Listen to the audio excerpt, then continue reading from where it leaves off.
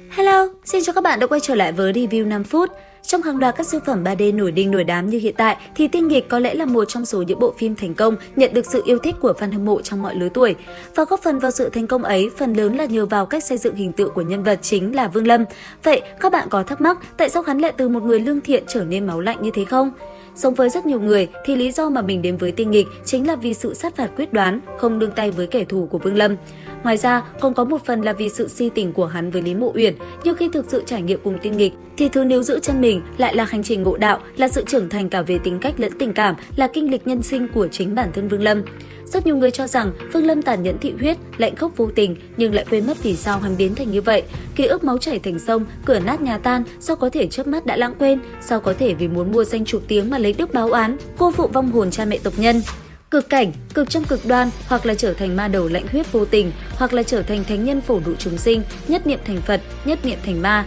tuyệt đối không thể nửa chính nửa tà, Phật ma chung đường. Mà Vương Lâm hắn vừa vặn lại lựa chọn vế đầu tiên, đó là trở thành la sát tắm máu địa ngục, dùng một thân lạnh khốc huyết tế linh hồn cha mẹ tộc nhân. Và với mình, điểm mà mình thích nhất ở Vương Lâm chính là sự trọng tình trọng nghĩa cùng tính cách sát phạt quyết đoán. Vương Lâm có thể không phải là chính nhân quân tử, cũng chẳng phải thánh nhân cứu thế, nhưng hắn biết tri ân báo đáp và nguyện dùng tất cả mọi thứ của bản thân để trân trọng, bảo vệ những điều đáng quý mà hắn lưu giữ trong lòng. Đó là quê hương đất nước, là cha mẹ tộc nhân, là thê tử bằng hữu, là sư phụ tông môn. Có thể nói Vương Lâm là một nhân vật chính hiếm hoi trong vũ trụ nhị căn nói riêng và dòng truyện Nam Tần tu tiên nói chung, lấy tình nhập đạo, lấy tình nghịch thiên. Vương Lâm hắn không tu tình, nhưng chữ tình luôn hiện diện bên trong đạo tâm của hắn, mà một chữ tình này chính là tận trung vì quê hương, là đạo hiếu với cha mẹ, là nhân nghĩa với thê tử bằng hữu, tôn kính sư tôn và thủ tín với giao ước. Mình thật sự rất thích một Vương Lâm vì muốn phục sinh Lý Mộ Uyển mà nghịch thiên đấu trời, bằng lòng trả giá hết thảy đại giới, nhưng lại càng thích một Vương Lâm sẽ không vì tình yêu với Lý Mộ Uyển mà rút lui trong trận đại chiến phong giới,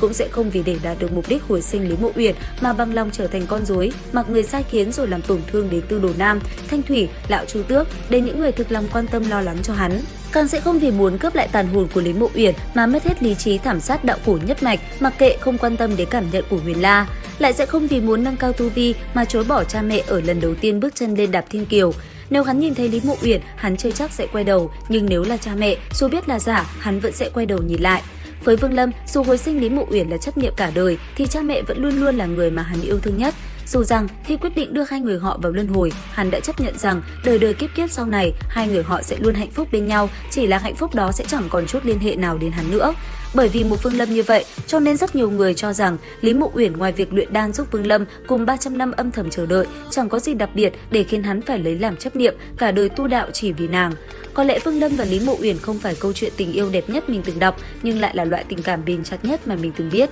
Đó là loại tình cảm không đơn thuần chỉ là rung động giữa hai trái tim cùng chung nhịp đập, mà còn có thêm 4 năm đồng cam cộng khổ, nương tựa lẫn nhau nơi đậu phủ bên trong Tu Ma Hải, có niềm vui sướng hân hoan của cửu biệt trùng phùng tại Vân Thiên Tông, có cảm động sâu sắc trước 300 năm âm thầm chờ đợi, có đau khổ day dứt khi nhìn nàng từ hồng nhan biến thành khô cốt, có bi thương dằn vặt của tình sâu nhưng chẳng dài, cùng với không cam lòng khuất phục trước đạo đời bạc bẽo. Có lẽ bất kỳ ai đọc Tiên Nghịch cũng đều biết, Vương Lâm tuy rằng cảm ngộ hơn người, nhưng vốn dĩ tư chất không cao, cho dù miễn cưỡng tu luyện nhưng nếu không gặp được kỳ ngộ mà chỉ dựa vào lòng kiên trì thì cũng chẳng thể đạt được thành tựu to lớn. Nội dung được thuyết minh độc quyền tại YouTube Review 5 phút, các bạn nhớ theo dõi kênh ủng hộ mình nha. Đối với tu sĩ bình thường, Nguyên Anh Kỳ chính là một cái lệch trời mà Vương Lâm bởi vì hạn chế của cực cảnh cùng tư chất, cho dù đạt được truyền thừa cổ thần thì rất có thể cả đời này cũng chỉ mãi mãi dừng lại ở tu vi kết đan hậu kỳ. Là Lý Mộ Uyển dựa vào năng lực của bản thân cùng với kỳ ngộ mà Vương Lâm đạt được, từng bước xây dựng những nấc thang đầu tiên nối liền trời đất để Vương Lâm như hùng ưng sải cánh, thoát khỏi xiềng xích trói buộc, từ nay về sau núi cao sông dài, trời đất bao la, mặc sức tung bay. Có thể nói, Lý Mộ Uyển xuất hiện rất ngắn ngủi, nhưng nàng xuất hiện trong cuộc đời Vương Lâm ở độ tuổi hoa niên đẹp nhất, dùng tình yêu chân thành sưởi ấm trái tim hắn, dùng 300 năm chờ đợi cùng nỗi tương tư khắc cốt ghi tâm nói cho Vương Lâm biết, cuộc đời này hắn không đơn độc, con đường phía trước sau lưng có nàng là người thân của hắn, cũng là nhà của hắn, thế mới có câu, nàng nắm tay ta, theo ta nửa đời cuồng loạn, ta hôn mắt nàng, che nàng nửa kiếp lênh đênh.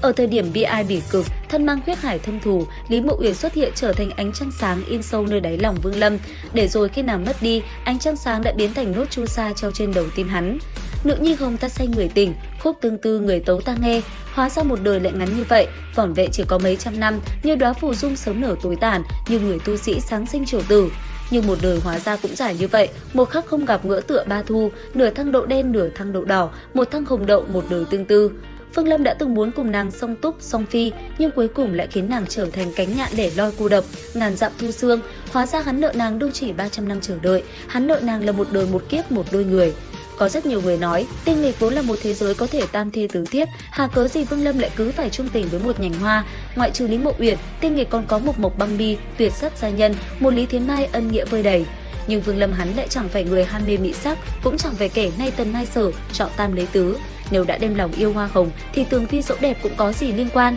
Trên đời làm gì có đạo lý ân cứu mạng nhất định phải lấy thân báo đáp. Trong một phần bức tranh về trữ tình trong cuộc đời Vương Lâm, Lý Mộ Uyển có thể không rực rỡ chói mắt như Mộc Băng Bi cao quý lãnh diễm, không đỏ tươi màu máu như Lý Thiến Mai 10 năm kiên trì, nhưng nàng ôn nhu dịu dàng, tĩnh lặng như năm tháng, tựa như một góc tranh thủy mặc tạo thành ấn ký thuộc về riêng nàng. Để rồi khi nàng mất đi, cả bầu trời của Vương Lâm như thiếu đi một màu sắc mà hắn nguyện dùng cả đời đi tìm lại màu sắc đó. Có lẽ duyên phận chính là diệu kỳ như thế, không sớm không muộn, vừa vặn đúng lúc chính là một đời một kiếp, nhất thế cuồng si. Người đem lòng yêu dòng sông chỉ vì chưa từng nhìn thấy biển cả. Vương Lâm hắn đi qua cả dãy ngân hà nhưng lại chỉ đem lòng yêu duy nhất một vì sao. Vương Lâm là một ngôi sao trong giải ngân hà tinh nghịch, không rực rỡ bằng những nhân vật anh hùng khác nhưng lại có một sức hút bền chặt, lay động sâu nơi con tim khán giả. Câu chuyện của Vương Lâm và Lý Mộ Uyển không đơn thuần là một bản tình ca buồn mà còn là một hành trình của sự trưởng thành, của những lựa chọn đầy bi thương và của ý chí bền bỉ vượt qua nghịch cảnh. Chính điều đó khiến tinh nghịch không chỉ là một bộ phim mà là một thế giới nơi mỗi chúng ta đều có thể tìm thấy một phần của chính mình. Cảm ơn các bạn đã đồng hành cùng Vương Lâm trên hành trình đầy cung bậc cảm xúc này. Video đến đây là hết. Xin chào và hẹn gặp lại ở những video tiếp theo.